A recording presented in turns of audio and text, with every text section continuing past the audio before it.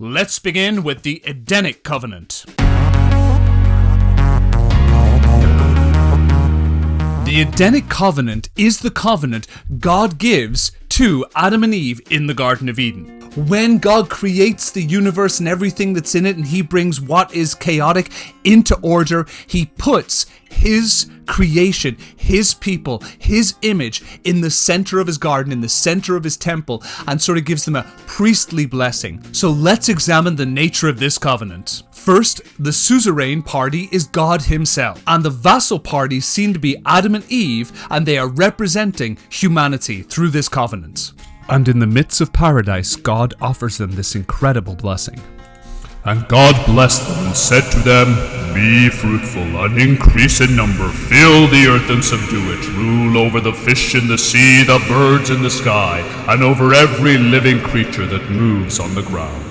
This beautiful innate blessing is the human drive to create, to procreate, to fill the earth, and to rule over the earth. A blessing of kind of being the dominant species on the planet that is constantly seeking to bring new life and a new love and new parts of God's presence in fruitful multiplication of the world all around us. As a covenant was always marked by a sign, the sign in the garden was the very presence of God himself walking with them in the cool of the day. Relationship and intimacy signified the sign of their covenant. The stipulation to not eat the tree of the knowledge of good and evil was a way of being under the submission of God's rule.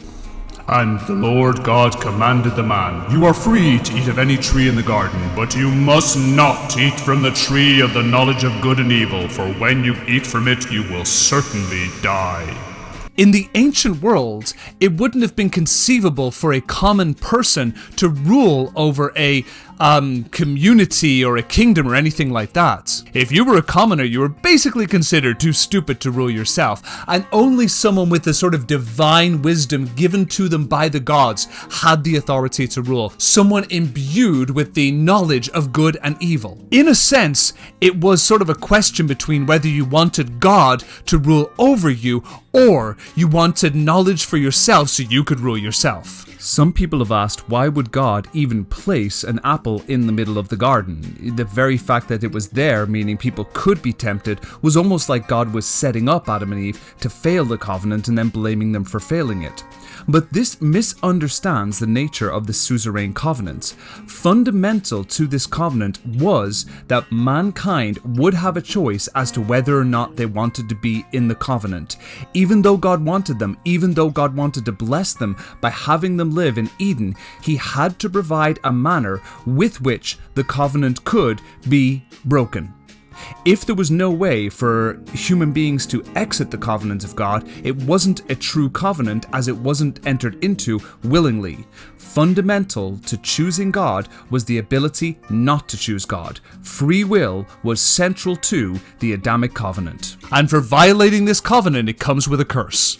And the Lord said to the serpent, Because you have done this, cursed are you above all the livestock and all the wild animals. You will crawl on your belly and eat dust all the days of your life. And I will put enmity between you and the woman, between your offspring and hers. He will crush your head, yet you will strike his heel.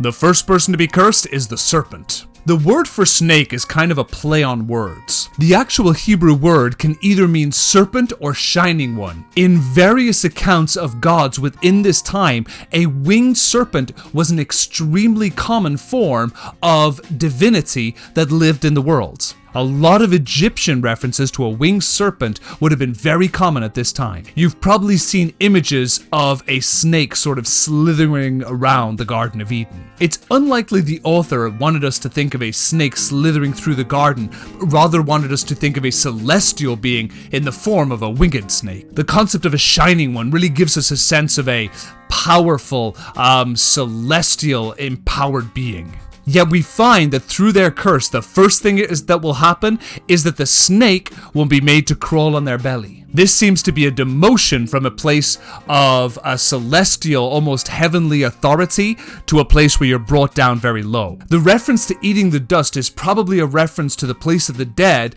in Sumerian or Assyrian culture. Their view is that once you died, you went below the earth where the only thing to eat was dust. The final curse over the serpent was one day the woman would crush its head, showing that its days of tempting and torturing humanity were going to come to an end through the seed of the woman. And I will make your pain in childbirth very severe. With painful labor you will give birth to children. Your desire will be for your husband, and he will rule over you.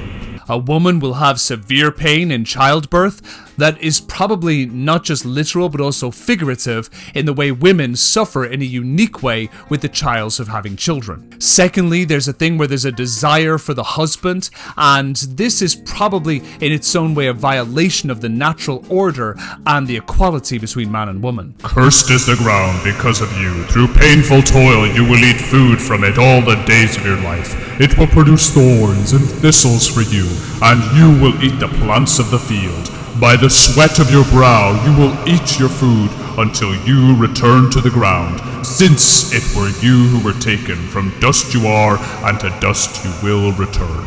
Finally, man, or Adam, is going to be forced to toil in the garden as opposed to being in a place of abundance and plenty. And secondly, he'll return to dust, which, just like the reference to the snake, is probably a reference to his own mortality and the fact he will die soon. It should be noted that at no point does God curse all of mankind to be fundamentally sinful or spiritually dead. There is nothing that happens to the soul of man at this point to make them what is called fallen or have fundamental sinful nature. This is a theology unknown to Jewish scholars or Old Testament scholars and doesn't enter into Christianity until the 5th century. One of the interesting things about the Edenic Covenant is how much it parallels a temple blessing later in the Bible. When Solomon dedicates his temple and when the Lord establishes Adam and Eve in the garden, there are a tremendous amount of parallels between those two events. First and foremost, we see that God establishes his presence in the center of the temple. This would be residing in the Holy of Holies. This would be mirrored by God establishing the tree of life in the center of the garden. Now, this would be distinct from pagan temples where they would place an idol that would look like the god at the center of the temple. In a different way, God puts a tree of life and also places humanity at the center of the temple. This is unique because, from a biblical understanding, the image of God was not to be created by an idol, but could be created by man and woman themselves. God puts humans in the middle of the garden in the sense that he resides in the middle of the temple in the Holy of Holies.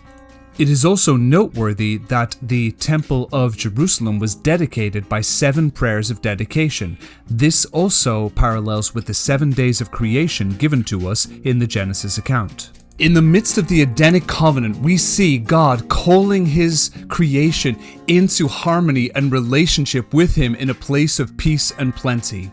Through the violation of this covenant, the effects were so powerful that many Christians for millennia have believed that the effects of this broken covenant have left all of mankind spiritually and physically irredeemably broken. Yet as painful as this is, we see that even amongst the curses, God has placed within it the unconditional blessing that one day the seed of Eve will come to crush the very head of the serpent, that spiritual being who has sought to break the covenantal relationship between God and his children. We'll also see that the covenant of Eden was not a one-time covenant, and for the remainder of the Old Testament, God is calling his people back to return to this Edenic covenant, this place of peace and harmony and oneness with God our Father.